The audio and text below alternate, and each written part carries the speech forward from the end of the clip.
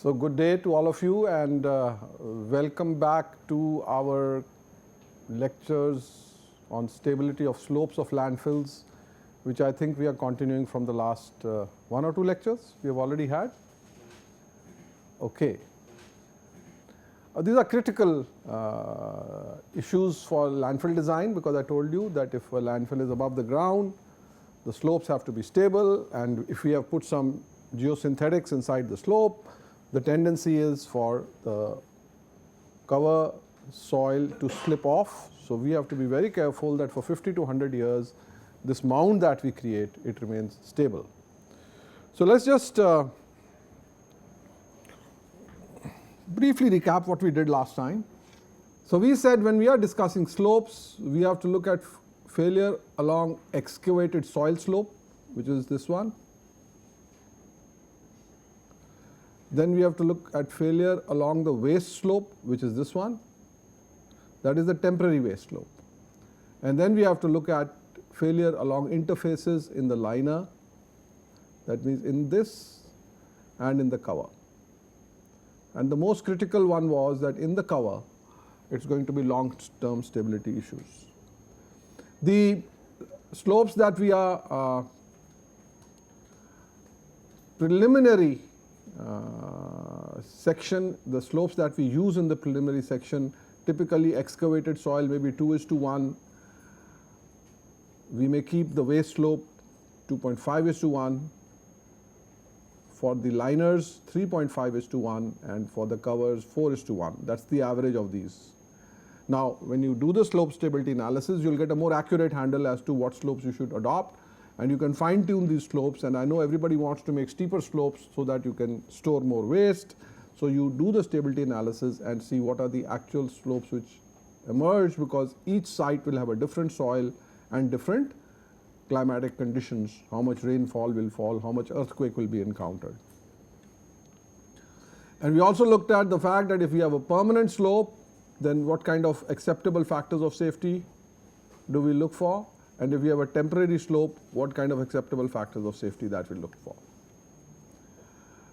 Stability along interfaces is what we started last time, and we said that the moment you put a polymeric material inside, an interface develops, and you have to look at the stability along this.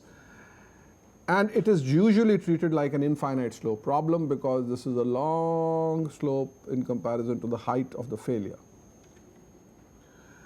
We also said that these interfaces can cause the temporary wastes to become unstable, because the liner may have low shear ring resistance at the base.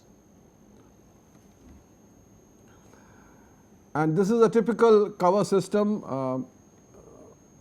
with all the interfaces.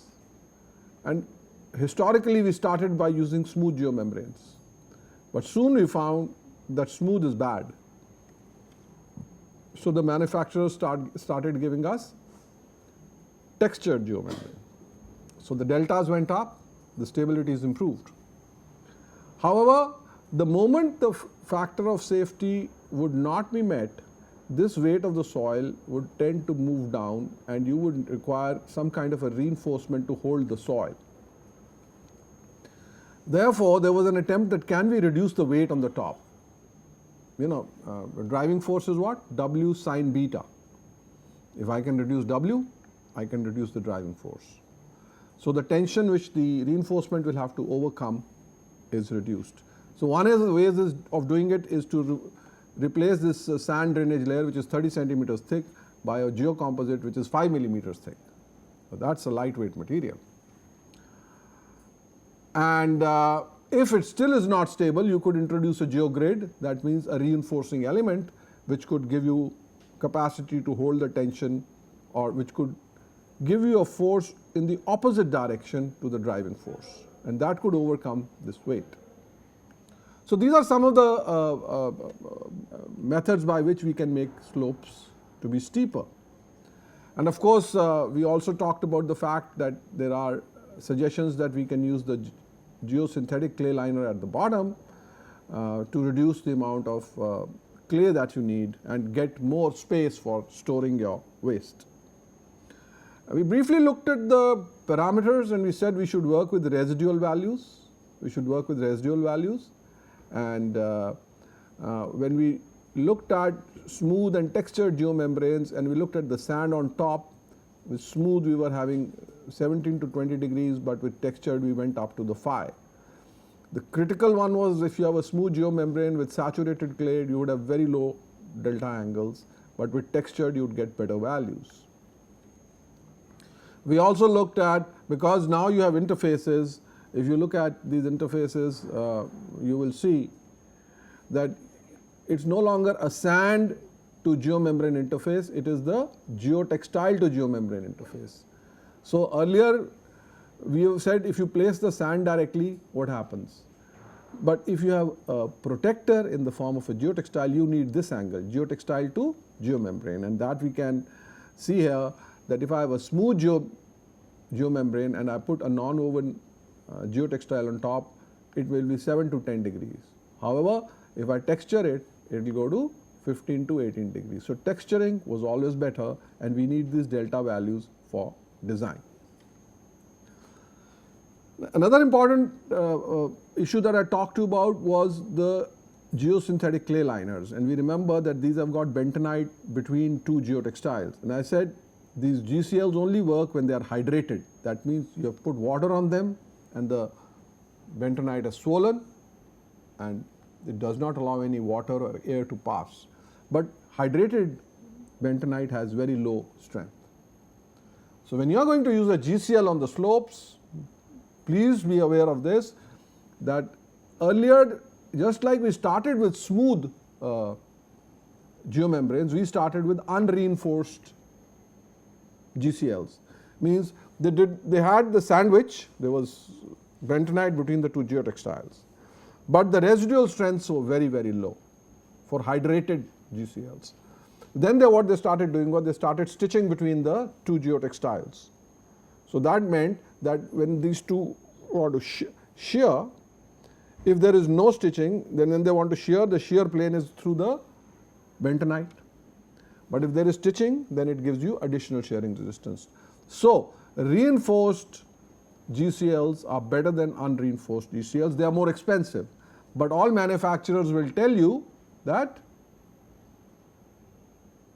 we have these two types of GCLs, and please be very sure that if you are using them on slopes, use the reinforced GCL. The other question which comes out is, if the GCL is just under the geomembrane and it's hydrated, then during hydration the bentonite can extrude from the pores of the geotextile. The question which comes to our mind is, what is the interface shearing angle between the hydrated GCL and the geomembrane? Well, if the geomembrane is rough and the geotextile on top of that has a significant angle with the geomembrane, what normally is observed is internal strength will govern, which is this one. So the interface may not become critical if the internal strength is low. If it is a reinforced GCL, then the interface may become critical, and you have to ask the manufacturer, or you have to perform the laboratory tests where you hydrate the GCL and slip one membrane over the GCL. We also remember we talked about the driving force and the resisting force and the factor of safety being the ratio of the two, and if the driving force is more than the resisting force, we said we can use a reinforcing element which will take some tension. Now please understand, geomembranes can take some tension, but they are not designed to be reinforcement. You remember a geomembrane, if you pull, for it to get its full yield strength, it will have to, how much does it elongate by? When you linearly pull a geomembrane, 50 to 100% is because we said these are flexible materials. When you want reinforcement, you want a more rigid thing. That means soil should not start moving downwards for the full strength of the tensile member to be developed. You want it more to be like the RCC bars that we have in concrete. So geogrids are the true reinforcing elements, but do remember that geomembranes also have capacity to take tension. geotextiles have very low capacity, so they can mostly be neglected. So I'm going to use the term T later. This is T, and typically geotextiles you can take very low or neglect unless it is a high strength geotextile.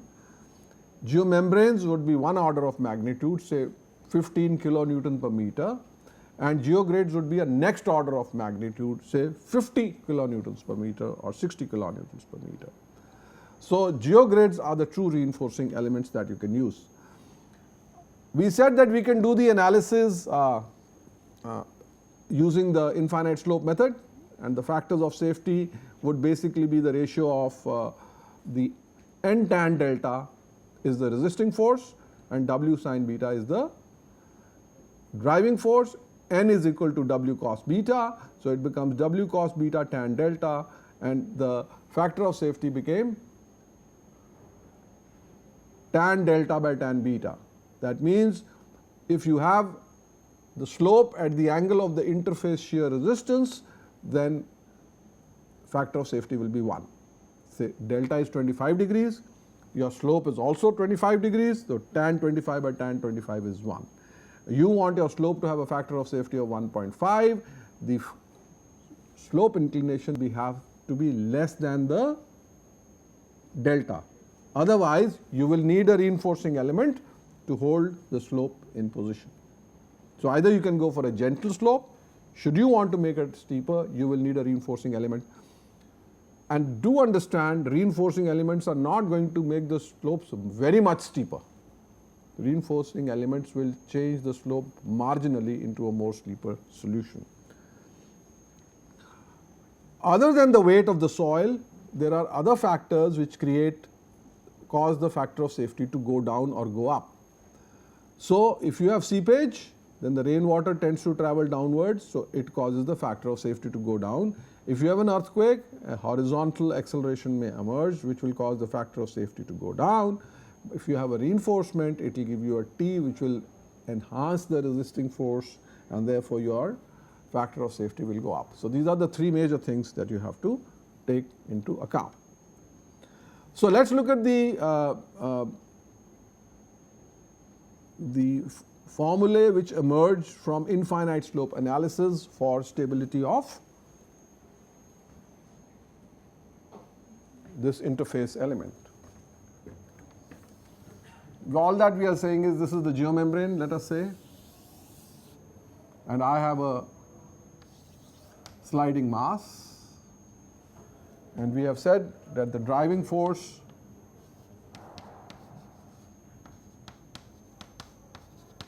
the resisting force is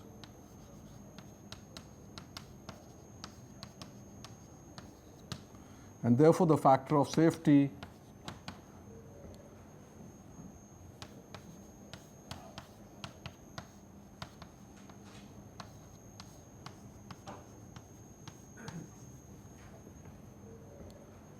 Now what happens if I add seepage or if I add earthquake?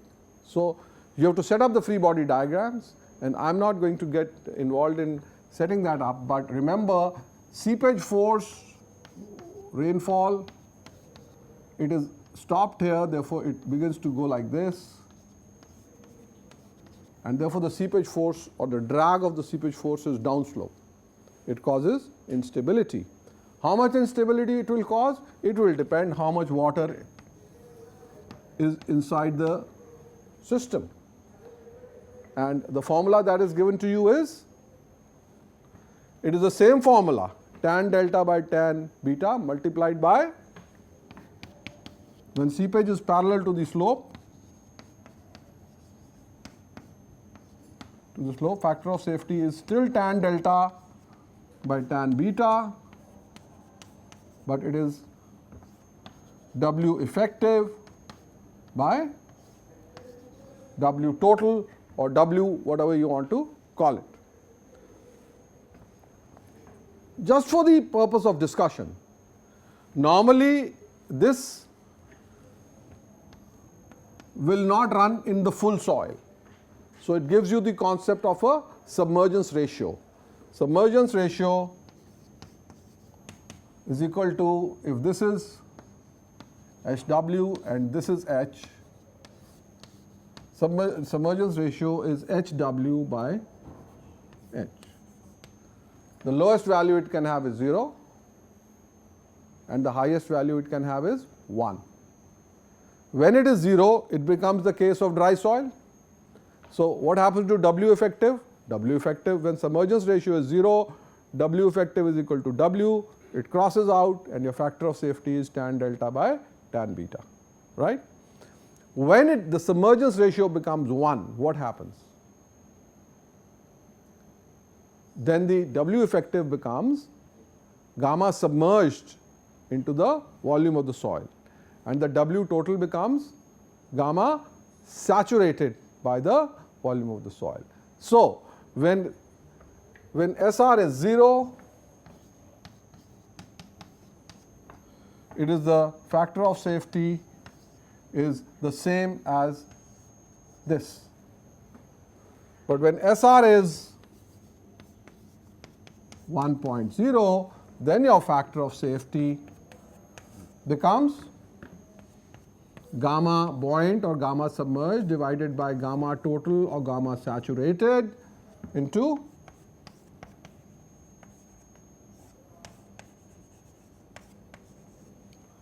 so if give me a normal value of gamma saturated. This can be gamma submerged or gamma buoyant, and this can be gamma total or gamma saturated. Shall I write this up here? Because if you can't see it,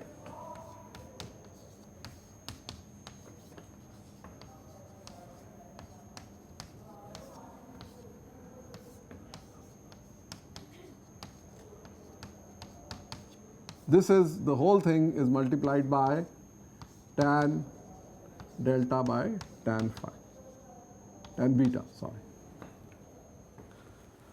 So if you have a normal soil, what is typically the value of gamma saturated?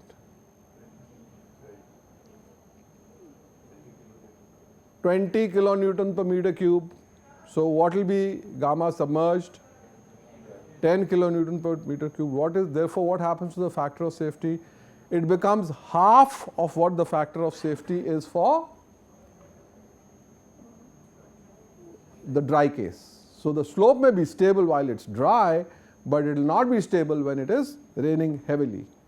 So your drainage layer which we are designing must be able to capture all the water and take it down without the soil becoming fully saturated. So typically you should be able to work with the submergence ratio of 0.25. That means you must design your systems to keep the water well within the drainage layer. If the drainage layer capacity is not good enough, water will pond up and you will have submergence ratio coming close to 1. Okay? Similarly, if you look at the effect of earthquake, earthquake is a horizontal force, and if I resolve the alpha HW into its two constituents, your factor of safety will become like this.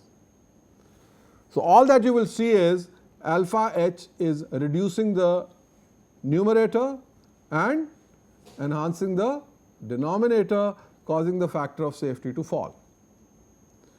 The difference between seepage case and earthquake cases, an earthquake will last for a few seconds. So it is a dynamic phenomenon which we can do the analysis in a pseudo-static manner, but we can have the factor of safety, acceptable factor of safety, fall down to a much lower value. Seepage case does not happen in a few seconds. It may carry on for several hours. Therefore, it's a phenomenon which is more long term, and during the monsoons it may occur repeatedly. Therefore, the factor of safety which is acceptable is slightly higher. There is also the third formula here, which is when I put a reinforcing element in the system. And I have put two formulae, a little complicated, plus T. So just let's look at the stability without T.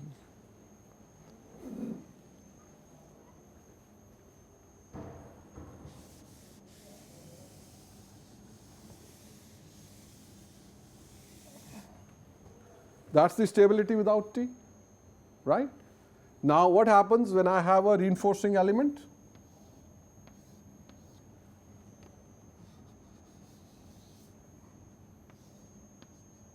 The reinforcing element will have a capacity to take tension, right? And this is acting in which direction? Is it acting in the direction of the driving force or the resisting force? Right. Now the question is, there are two approaches to evaluating the factor of safety. One approach is that my resisting force has gone up. That's my factor of safety. And that's the top formula which is shown in the slide. The other approach is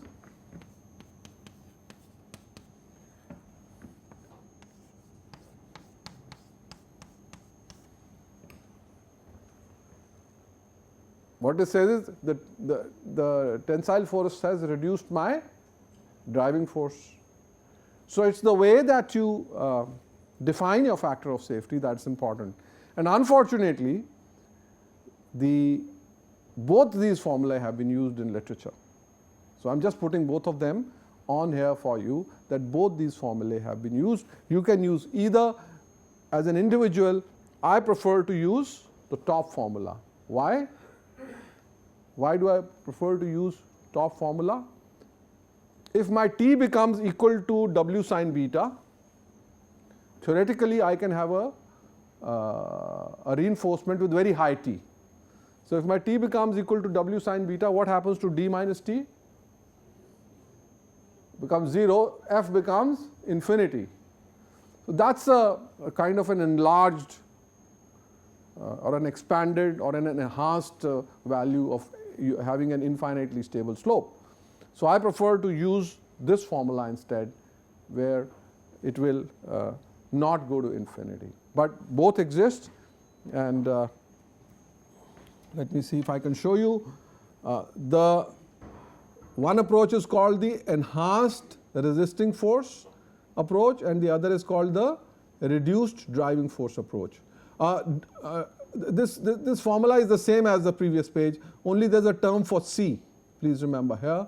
And you do recall that we have said that for residual case, C will be 0. C alpha is 0. So you can remove this, but this is the general equation, because the resisting force is C plus n tan delta. So here you are getting a C term which you can avoid, but this is called the ERF approach and this is called the reduced. And I am suggesting that you use this approach. Okay? There's one more thing we have neglected. Is this an infinite slope? R covers infinite slopes. Okay, let me understand what you know about infinite slopes. It's again very important. You've been taught infinite slope analysis in your slope stability. You've done infinite slope analysis. You're doing slope stability, you've done slope stability. Are you doing a course on slope stability? Yes, very good. First answer is yes. Have you begun doing slope stability in that course? Yes. Have you done infinite slope analysis? Yes, wonderful. Now give me an example of an infinite slope in where your infinite slope analysis can be used. Pardon? Natural slope. So let's look at what you're saying. It all depends on the scale at which you draw it on your graph paper. I have an embankment which is 5 meters high, looks like a finite slope, and you have a natural slope which is 500 meters high. Half a kilometer, too much. Okay, 150 meter high slope, as you can sit down and see. So you're saying the 100 meters is infinite? I'm going to draw both of them on the same graph paper because I have to fit it on one page. Will both of them look the same or will they look different?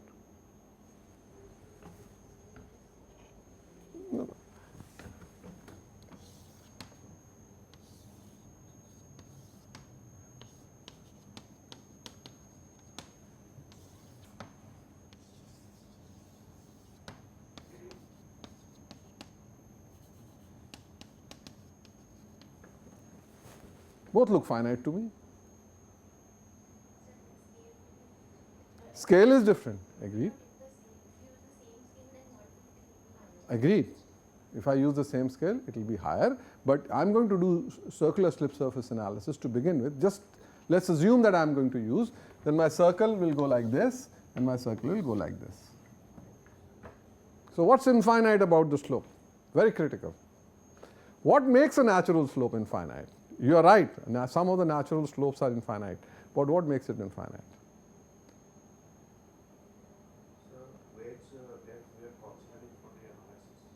What depth? There is no wedge here. This is a circular failure surface. You are saying if the wedge depth is to be considered. You are almost there, but there is no wedge in this analysis. If we consider it as finite, then there is already some weight which is supporting it. It cannot have circular surface because then there would be the slope below it will be supporting it. So it has to have a surface which is parallel to the. So height, surface which has to be parallel. We are getting somewhere.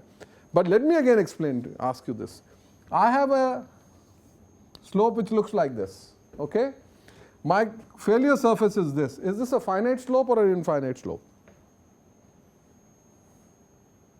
I want you to focus on this. As far as this failure surface is concerned, these don't exist. As far as the failure surface is concerned, it didn't see the ends.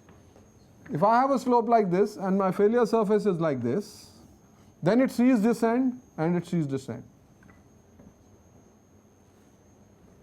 Let me articulate my thought. I have a long slope. This is one. This is another. The failure surface doesn't see the top and the bottom of the slope. It just sees a single line. Is it an infinite slope or a finite slope? Infinite slope. Okay. So let me now bring this together. When the thickness of the failure zone is much, much smaller than the height of the slope, then it's an infinite slope. I will restate this. The thickness of the failure zone, if this is the thickness, is much smaller than this. Then it will work like an infinite slope because the edges will not be seen. Otherwise, this failure surface is seeing this and it is seeing this. It's going to be a finite slope even if it is 150 meters high. So why is it that natural slopes become infinite and man-made slopes don't become infinite so easily?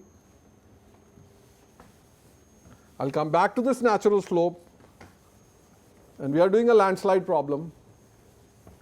So we talked about 150 meter high. What makes this slope infinite is the fact that the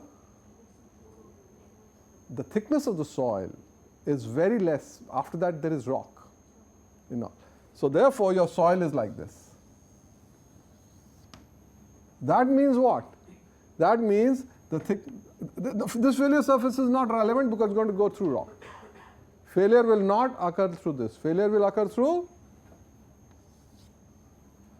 and this thickness is very small in comparison to the height.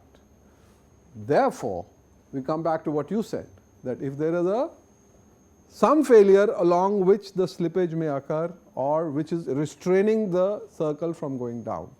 So infinite slopes are there in nature because there's rock at the bottom. You can't go very deep. If you go very deep, you can become a finite slope.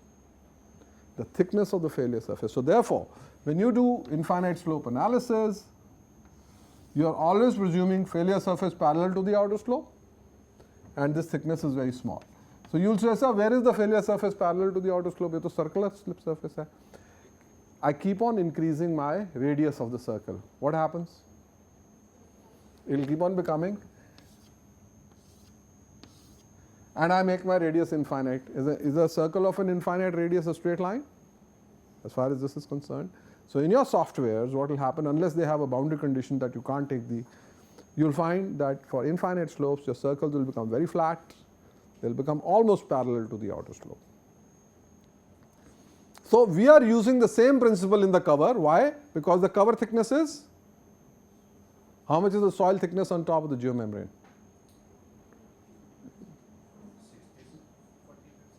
Both are wrong. There's the topsoil plus the drainage layer. How much is the thickness?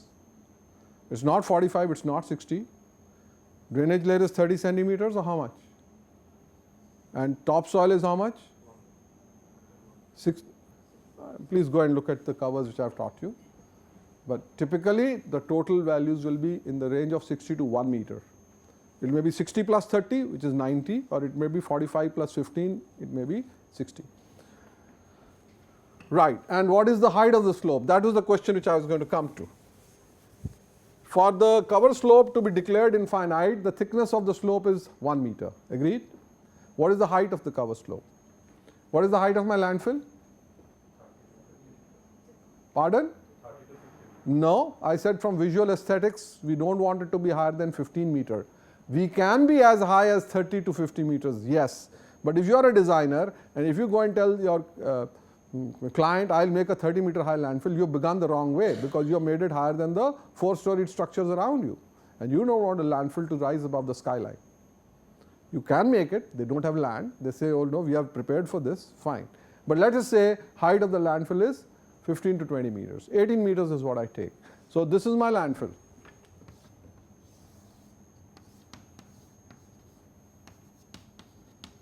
And this is my 1 meter. Oh, this is looking too much.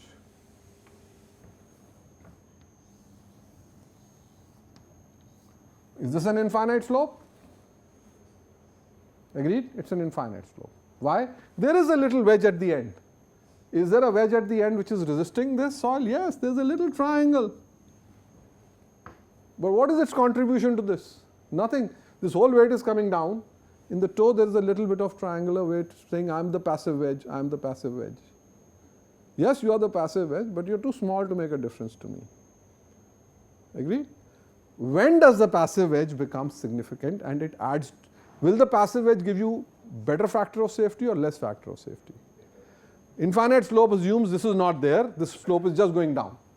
The moment you have a passive wedge, it gives you some enhanced factor of safety. When does it become important? It becomes important when the slope length is not that long. It is still long, but not that long. You will never find a slope of an 18 meter high embankment like, suppose it is 3:1, this is 50 meters. There will be no continuous slope of 50 meter length in any landfill. Why? I've already told you this. You basically need berms primarily to break the speed of the water of the surface runoff. And then we use those berms also for making pathways for maintenance. So when you will have a landfill of this type, your natural thing will be, sorry, I'll let you do this. At every 6 meters there should be one. So there will be 3 berms. Now this gets interesting. So this is 6 meters high now. Okay. Typically, if you go read the railway manual for railway embankments or any other manuals, they'll say, please put a berm every 6 meters. You don't need it from slope stability point of view. You need it from erosion control point of view, that when the water falls down, the gully formation doesn't take place and it breaks the speed of the water. And now, if you see this, what is my H? H is 1 meter or thickness is 1 meter. What is the height? 6 meters. Now, that is not so infinite. It can be infinite, but it is not so infinite. So if I look at now the passive wedge here, this passive wedge is not that small in comparison to that slope. So the closer the berms, the more the importance of the passive wedge.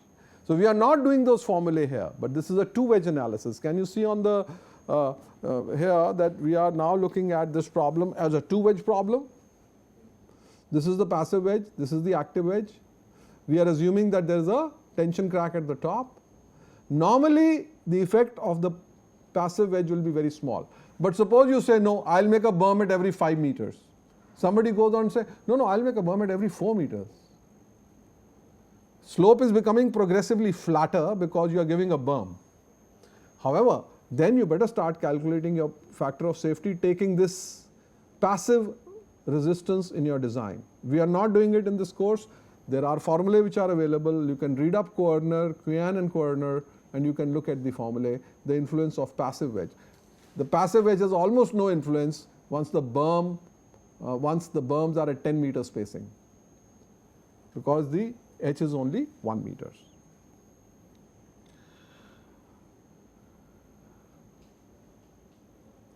So I'm going to come back to this analysis. If I look at these diagrams, I do not know whether how clear they are, but we are looking at the cover and we are looking at the liner, and I've already said first we look at the soil sliding over the geomembrane, okay? And very simple, soil sliding over the geomembrane is the tan of delta of the soil on top of the geomembrane. Now I'm not having a geotextile protector, okay? Then I'll have the sand directly on the geomembrane. So above the geomembrane, we have said here that it will be tan delta 1. Delta 1 is the sand to geomembrane interface angle. Below the geomembrane, it will be tan delta 2.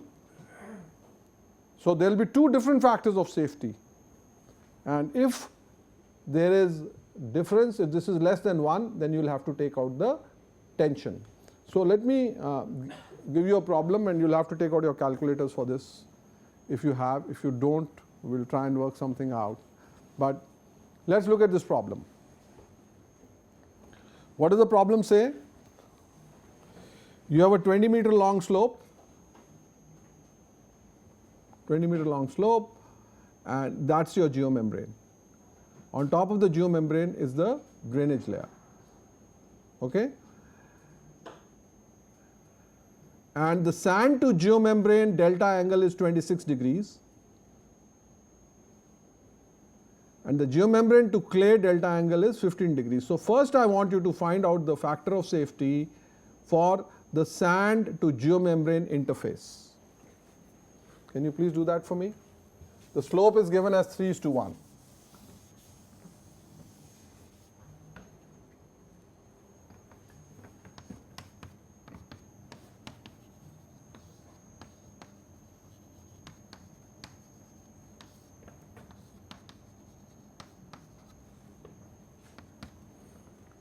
And sand to clay is tan 26 degrees.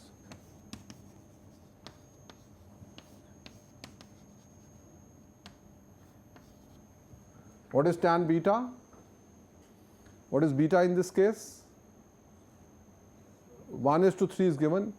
So can you give me inverse of 1:3?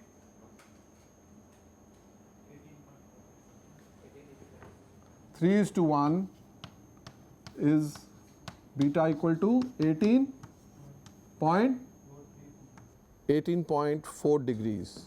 So can you give me what is this value?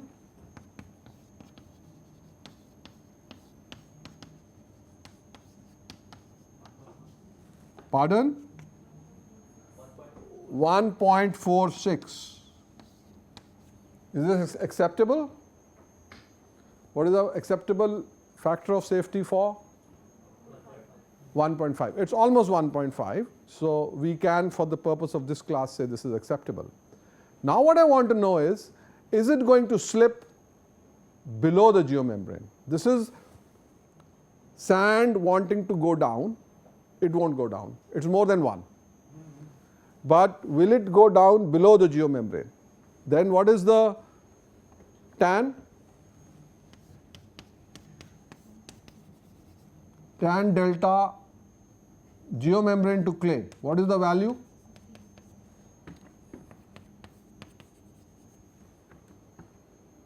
Tan 15 by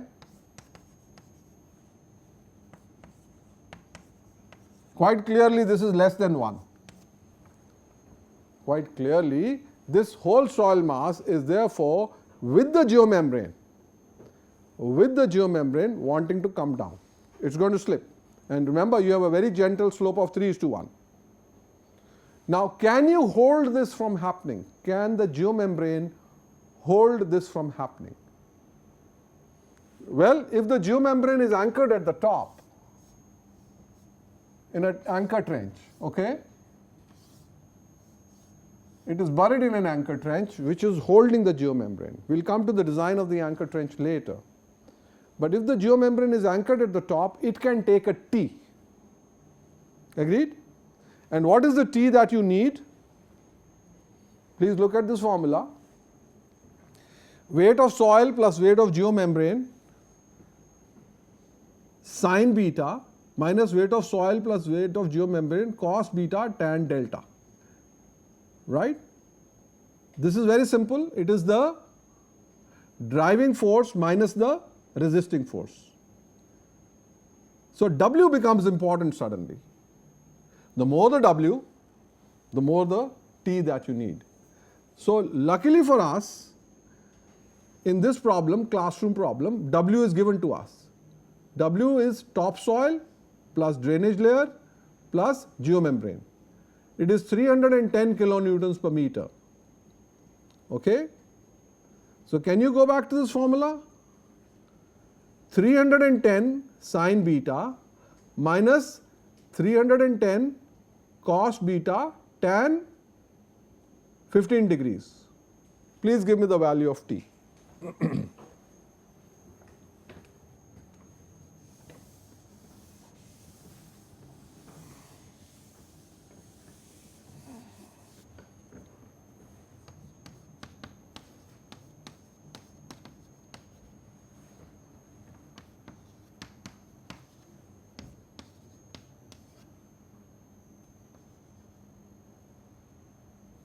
Sorry, that's not right.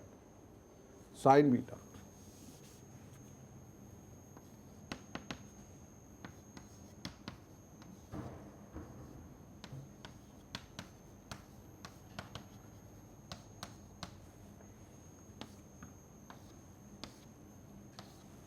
Can you give me what is this value?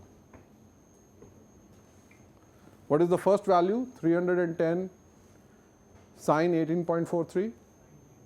90? 98?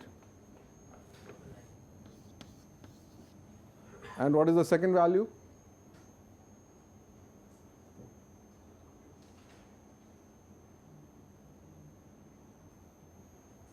(310) into cos 18.43 into tan 15 minus 78.8, which makes it 19.2 kilonewton per meter. Right? And let's see what is the strength of the geomembrane. T allowable is 20 kilonewton per meter. So will the geomembrane hold this? Just about. Just about. You want a factor of safety in your geomembrane tensile capacity, you will have to put it. But at the moment, it says that it will just hold.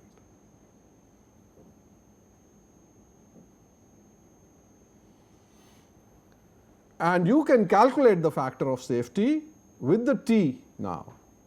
In our formula, there was no T. In this formula, there was no T, right? But in this formula with T, there is a T.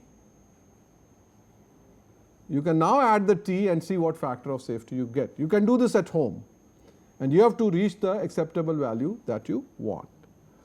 So with this, I'd like to close that this is just one of the cases. What we have done just now is without seepage and without earthquake. But I have shown to you the interplay. If I reduce W, what will happen? That 19.8 will become lesser because it's all coming from the weight. So there's a tendency to reduce the thickness of the layers so that the T can be lower. Here is an example of what you have to do when there's a vehicle braking force. When this vehicle is going down the slope, it will give you a vehicle braking force B. And the equations are the same, but you'll have to tackle vehicle on a ramp. So there are 5-6 cases now that you have dry slope, with rainfall, with earthquake, with vehicle, and all of them have to be stable for the purpose of stability analysis. So, what causes instability? High inclination, large thickness, large weight dumped, vehicle braking force, seepage forces and earthquake forces. And we have to do all these analysis for the making the slope stable. And let me tell you, there are a lot of slope failures in covers in landfills. So, you have to be very careful about it. So, we will stop here. We have just opened our eyes to how the low delta can cause instability even in a 3:1 slope. And in the next lecture, I will take up a couple of case studies to show you how this really comes into play in real life problems. Okay? Thank you.